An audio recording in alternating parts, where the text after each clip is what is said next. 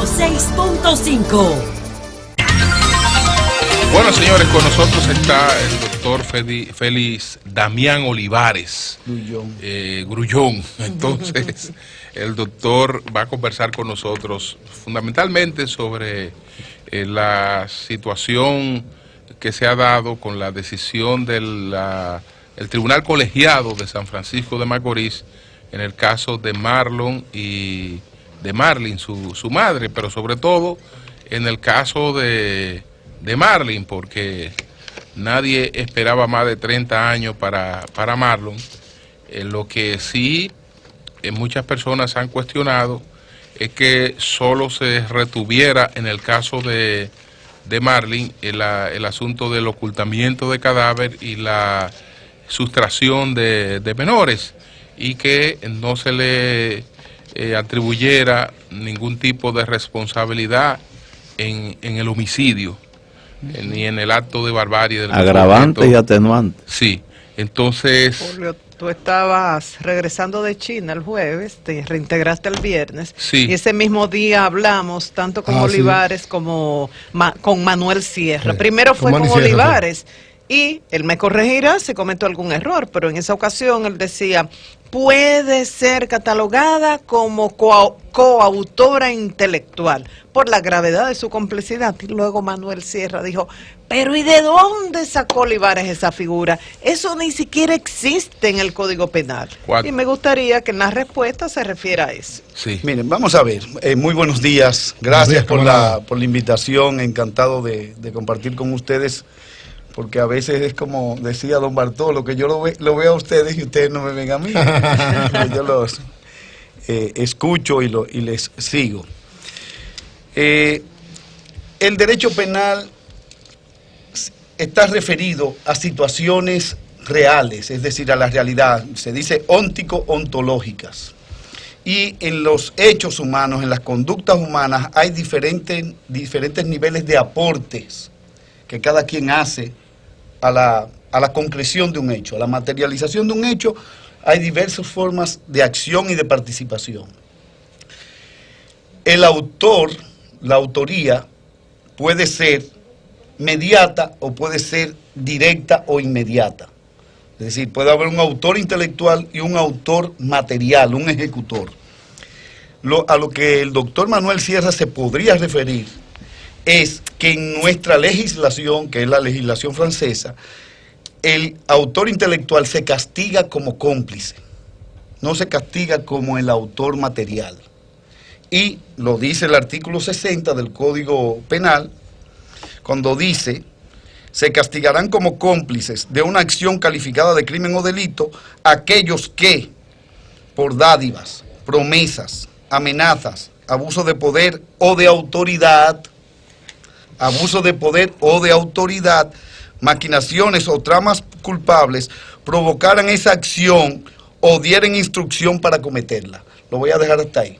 Sí. Es decir, o sea, ese abuso de poder, autoridad, se le aplicaría a Marlene por la relación con su hijo. Para determinar a su hijo a resolver, y resolver rápido. Pero resuélvelo y resuélvelo rápido. Ahora, doctor, porque el resuélvelo, porque incluso fíjese que la condena al propio Marlon no es por asesinato, lo que quiere decir que en las pruebas, en las circunstancias, los jueces determinaron que no hubo un hecho que fue planificado, sino que probablemente las circunstancias del homicidio se dan se desencadenan ahí ante el fracaso del intento de aborto. Es decir, no hubo planificación de un asesinato.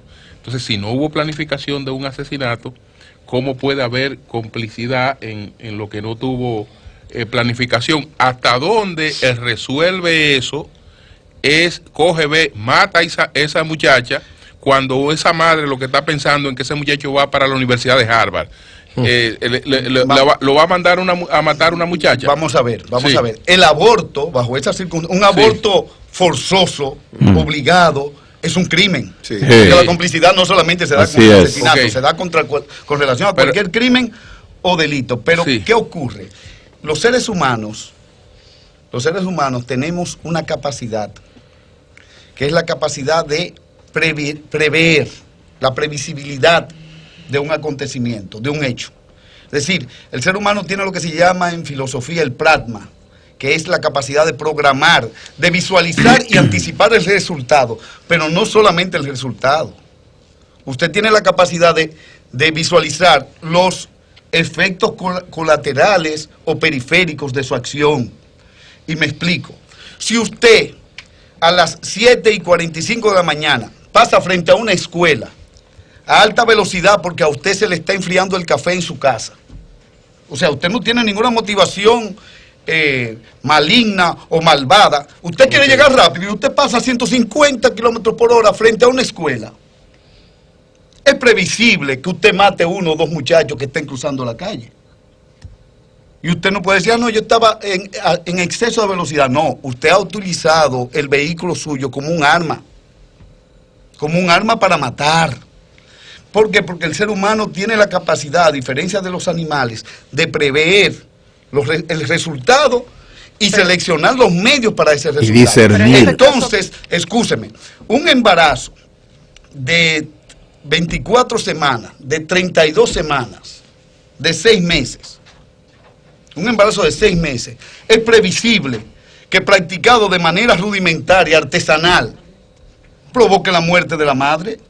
Sí. Es decir, a mí no me puede una gente decir que digamos, un aborto forzoso en contra de la voluntad de la persona no sea previsible, que el resultado sea. Y si la persona se entera cuando ya se ha cometido el hecho, es decir, insisto, está la expresión resuelve eso, pero yo me imagino que resuelve eso, es buscar una clínica, es buscar un especialista, claro, es resolver eso. Y rápido. Pero ella le dijo resuelve eso a un muchacho que no tiene esa experiencia, tal vez él no se imaginó que se iba a trancar en la casa, le iba a tratar de forzar la situación ahí y muere la niña. Un palo. Si ella se entera ahí cuando ya muera la niña y se está tratando de ocultar el cadáver, ahí los jueces no tienen razón en que ella no tiene complicidad con el homicidio. Tendríamos que examinar digamos, la complicidad ex post, cuando porque en el código básicamente está referido a los crímenes cuando se suministra habitación, alojamiento, escondite, es decir, cuando se protege, claro, cuando se guarece a los delincuentes, básicamente a los salteadores o a los atracadores, o cuando usted oculta cosas robadas. Es la modalidad de complicidad ex post que prevé nuestra norma. Pero es lo que yo siempre he discutido, es quién quería el crimen como suyo, quién quería el hecho, digamos, la interrupción del embarazo, para decirlo de una manera, la interrupción violenta de ese embarazo. ¿Quién lo quería como suyo? Marlon. La niña tenía 6 meses de embarazo y él tenía que saberlo. Se supone él tenía que saberlo, que ella estaba embarazada. Entonces, quien quiere el crimen como suyo es la madre de Marlon. Si nosotros suprimimos la intervención de ella, imaginémonos que ella no se hubiese enterado que la niña estaba embarazada, que ella no va y le hace la prueba de embarazo, en contra del consentimiento de la joven también, que ella no asume ese rol de jefa. Suprimámonos mentalmente, imaginémonos que no, que ella estaba de viaje y pasan los otros 3 meses y nace, hubiera nacido la criatura, porque Marlon no tenía y no pasa nada, el ánimo de autor. Quien quiere el crimen como suyo y quien determina a ese joven a hacer lo que se dice que hizo, es ella, indudablemente. Julio, Humberto Paniagua le envía, doctor Humberto, sí, que parte de nuestro equipo de 5 a 7, esta idea, dice, teoría de dominio del hecho. ¿Esa puede ser el elemento según...? Correcto, el que tiene el dominio del curso causal del desarrollo de los acontecimientos, el que puede decir, sí, háganlo, sí, no lo... Paren eso, ten cuidado, no lo hagan.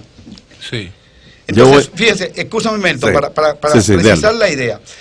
La doctrina alemana y la jurisprudencia alemana tiene 2 casos famosos, emblemáticos, Es el llamado caso de la bañera. No lo había escuchado esa teoría que Humberto plantea, que es un Sí, abogado. el dominio del hecho. Quien más la desarrolla es Klaus Roxin en los años 60, pero venía desde Bexel, en Alemania. El caso de la bañera, lo que se consideró cómplice a la hermana, eran dos hermanas. Una hermana había salido embarazada en un momento y el padre había amenazado con que si pasaba cualquier cosa las iba a botar de la casa. Campesino alemán. Y entonces la otra hermana también sale embarazada viviendo en la casa sin haberse casado. Y ella le pide a su otra hermana, no a la madre, sino a su otra hermana, ten el niño y ahógalo en la bañera. Ay, Dios mío. La otra hermana lo agarra y ahoga al infante. Lo mata. La jurisprudencia alemana consideró que la que lo mató de propia mano no era la autora, sino que era cómplice, y que la autora era la que quería el crimen como suyo, la que le dice a la otra, hazlo porque si no, nos van a botar de la casa. Es el llamado caso de la bañera. Otro caso similar, un agente de la República Democrática Alemana, de la de Erich Honecker, la Alemania comunista, la Alemania oriental, un agente va y mata a un disidente en Alemania Occidental y se le consideró cómplice, pero autor en realidad al aparato policíaco de inteligencia se consideró que eran los que habían dado las órdenes, no el que la ejecutó. Doctor, yo voy a otra área de responsabilidad. Todo el mundo sabía en Cenoví y en ese hogar que esa niña estaba preñada. Tenía 6 meses. O sea, los padres tenían que advertir que veían la barriga. Mientras tanto estaba bien, pero esa niña es menor. ¿Por qué el cuidado de esos padres no previeron o no denunciaron que su hija o fue violada o estaba siendo violada y era ilegal que teniendo 13 años estaba embarazada? Entonces, ¿no hay alguna responsabilidad también de los padres de la niña? Sí, mire, tanto de la mamá como del papá. Y yo creo que hay una responsabilidad colectiva en todo el país. Recuerde que el 24% de los nacimientos en la República Dominicana, el 24%, uno de los más altos de América Latina, adolescentes, son de infantos juveniles. Es decir, de niñas criando niñas. Janet Camilo lo dice. Y con la dificultad de que aquí ya no existe lo que eran las familias extendidas, que antes las abuelas, ven, tráeme el nieto, y lo criaban. No, y ahora lo cría el callejón, el quinto patio, la esquina, porque esa muchacha cuando viene a tener 20 años ya tiene 3 hijos de 3 padres diferentes. Sí, señor. Por todas las dificultades económicas y la desestructuración familiar. La responsabilidad, entonces, tal entonces. vez nosotros como clase pequeño burguesa, o no clase, sino esa franja de sector de pequeño clase, burgués. sector pequeño burgués, o sector de clase, como vos. tenemos unos valores tradicionales sobre una familia estructurada, una familia más o menos integrada, pero la realidad de nuestro país es que esa no es la realidad de nuestros barrios ni de nuestros campos. Responsabilidad de los padres. Yo entiendo que hay una responsabilidad ética, moral, de no haber, porque pero no jurídica. Cuando usted tiene no jurídica. Sí, pudiera, antes eso era lo que era menor también. Esas leyes fueron derogadas, pero antes existía la ley de abandono del menor. Cuando usted no mandaba un niño a la escuela, era una ley de 1955, 54, 55. En la calle, preso. El inspector escolar podía ir, el director de la escuela iba y podía algo que era positivo. En Estados Unidos es así. Un niño en la calle fuera de horario. Mira, lo quitamos y lo negativo lo expandimos. Pero lo que quiero decir, en este caso, esa familia ha sido víctima. Las faltas que puedan haber cometido, ellos caen en su conciencia, pero lo cierto es que el crimen, eso no va a exculpar a los autores del crimen. Claro que no. Y es el enfoque. Estamos conversando entonces con el doctor Félix Damián Olivares. Vamos a hacer... Ahora con las videocámaras, hay una especie de prueba casi semidirecta, pero casi todo el mundo trata de ocultar los hechos. Entonces, en materia penal, no es que se va a reproducir una película donde todo el mundo va a ver cómo se produjo los hechos, sino que se llegan a ellos a través de inferencias. ¿A partir de qué? De indicios, de detalles, del cuchillo ensangrentado, las huellas, las marcas, las grabaciones de un sonido que quedó grabado, los rastros, el intercambio. Entonces, en este caso, en el caso y en referencia a la señora, y fíjense que estamos hablando en cierta forma de oídas con relación a lo que ocurrió en el tribunal y con relación a lo que ocurrió en aquellas en aquella sala dantesca donde se produjo aquella carnicería, pero, o se habría producido. Pero lo cierto es que hay inferencias lógicas que se pueden hacer con relación... ¿Y son válidas en el juicio? Sí, claro que son válidas, porque si no fuera así en materia penal no condenaran a nadie. O sea, hay situaciones en donde tú tienes que hacer un juicio, lo que pasa es... Por ejemplo, el haber dicho ella, resuelve eso, se puede entender que la mandó a matar. Resuélvelo y resuélvelo rápido. Hay quienes dicen, y la interpretación de la defensa es de que ella dijo, bueno, te tiene que poner a trabajar para que mantengas a tu próximo hijo. Tu hijo. Esa es la lógica, pero la lógica de resuélvelo rápido, ese rápido ahí. No te está diciendo, ve a comprar la canastilla, vamos a comprar la cuna, vamos a ponerle impuestos. Pero tampoco busca un cuchillo. Pero tampoco puede decirle un cuchillo ni le haga la silla. Sí, pero si el hecho lo que sigue después de ahí, el resultado, Señor Olivares, te puede hacer... resuélvelo rápido. ¿Usted cree que quien aportó ese dato es prácticamente irrefutable? ¿Fue Marlon que lo dijo? ¿O eso está escrito en un chat? No, uno de los testigos de lo que contribuyó a ocultar el cadáver, que colaboró, es quien da esas declaraciones. Pero que eso no, es después del hecho. Sí, el boli. Sí, El boli, pero eso después del no hecho. sí, pero que estuvo durante el hecho, porque él participa después del hecho, pero él No, él era tuvo empleado de conocimiento ellos y de demás, toda sí. esa situación. Bueno. Es decir, que las inferencias en materia penal no te va a aparecer toda la prueba como si fuera una recreación completa.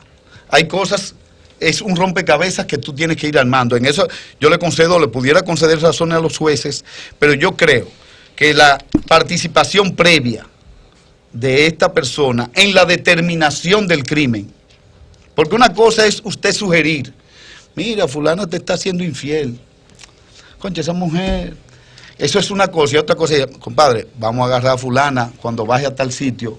Es decir, una cosa es la instigación y otra cosa es la determinación. Pon otro ejemplo. No, pero sí, estoy hablando, es cierto. No, pensando Pero- que hay cualquiera Bueno, ahí sí, en la correcto, audiencia es una- oyendo una- eso. O a fulano que te Fulano te engañó. está robando. Fulano te Sí. está robando, vamos a acecharlo. Vamos a acecharlo. Eso es Bueno. válida la crítica, pero como Entonces, estamos en temas de esto, en definitiva, entiende que en apelación esto puede variar. por supuesto que puede variar y puede ordenarse un nuevo juicio donde se valore parcialmente ese detalle de si hubo una participación previa o solamente hubo una participación ex post, Posterior. posterior.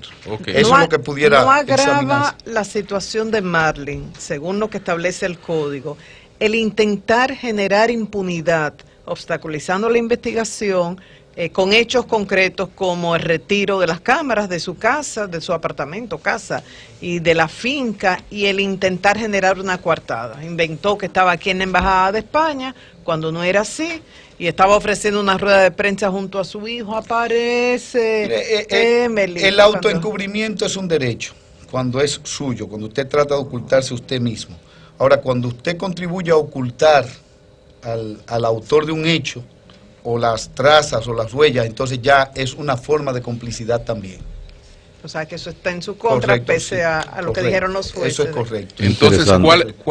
¿cuál es la pena que entiende que ¿Cuál es tu debió sentencia? merecer ella? ¿Cuál sería tu...? 30-20. Yo no pudiera individualizar una pena. De hecho, a mí no me gusta hablar de casos que estén vivos, pero yo creo la que corresponde es la de la complicidad, que es la inmediatamente inferior. O sea, según 30-20. 20. Correcto, lo lo que que dice el quisiera, Código Penal. Julio, y Dios me perdone si hago de Ay. juez fuera de audiencia. quisiera aprovechar su presencia para Porque yo hacerle una respeto mucho el pregunta. trabajo de los jueces en ese aspecto. Para hacerle una pregunta del orden judicial, tiene que ver con San Francisco, aunque se emitió aquí. La Corte de Apelación no fue solo que aceptó la apelación respecto a la sentencia en contra del exalcalde de San Francisco de Macorís, Félix Rodríguez, sino que se la incrementó. Él estaba condenado a 5 y sale en apelación con Déjame 8. decirte que yo soy el abogado de él. Oh. Ok. O sea que, ¿Tú eres el abogado de Félix? Entonces sería bueno que volviera para que hablara con nosotros de Ah, o eso. sea que tú estás condenado. Disculpe, no lo No, sabía. no, yo soy pero el mucha abogado gente de- me dijo, pero se lo aumentaron. Eso no Mira, se estila en apelación. Lo primero es que los jueces en primer grado dijeron, y como hecho probado, que él no distrajo dineros, que él no se apropió de dineros, y lo condenan por negligencia en la supervisión de su personal, en este caso del encargado de nómina y de la tesorera. Es por eso que lo condenan. Estos jueces, sin que se haya producido nueva prueba y que los hechos fijados en primer grado se hayan modificado, dieron esa decisión. Yo no la he examinado todavía a fondo, la voy a examinar Pero tú vas para la Suprema, recurriremos. tú vas para la Suprema. Claro, y al Constitucional. ¿Por casualidad que tengamos que ir. fue el mismo colegiado, por casualidad? No, no fue el mismo No, no colegiado fue el que mismo, otro, no. pero lo sí que es cierto. Digo, en es primer que- grado, te estoy es que preguntando él. a él se le vincula al buen amigo nuestro, el doctor Leonel Fernández, y está políticamente. ¿Tú crees que es en una el sanción ostracismo. política? Óigame, ahora mismo los jueces de corte están todos pendientes de la próxima selección de la Suprema Corte de Justicia. Bueno, En las promociones. Nadie está Bueno, Félix. en procura Bueno. de dictar decisiones que no sean populistas o O bien vista por el poder. bien vistas por el pueblo. gracias al O sea, doctor Félix Damián Oye, Olivares. duro. Gracias. Cambio y fuera.